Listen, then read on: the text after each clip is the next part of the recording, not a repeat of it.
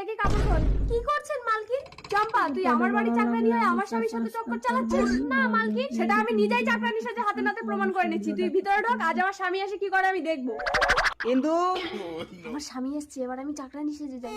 বাবু, উরি বাবা, আমার বউ তো চাকরানির গুলো নকল করে আমার পরীক্ষা নিচ্ছে। ঠিক আছে, কি ভাবছো মালিক? তোমার বউ এই ঘরে ঘুমোচ্ছে, চলো আমরা ওই ঘরে ঢুকে ধাপড় দুপুর খেলা করি। আরে ধাপড় দুপুর, সামান্য চাকরানি হয়ে তুই মালিকের হাত ধরে টানিস? যা বেরিয়ে যা, কোনোদিন যেন আমার ঘরে তোকে না দেখি। ইন্দু, কি সর্বনাশ, আমার স্বামীকে সন্দেহ করে তো আমি ভুল করেছি। এই ওটা চাকরানি, কিছু করো না জানো।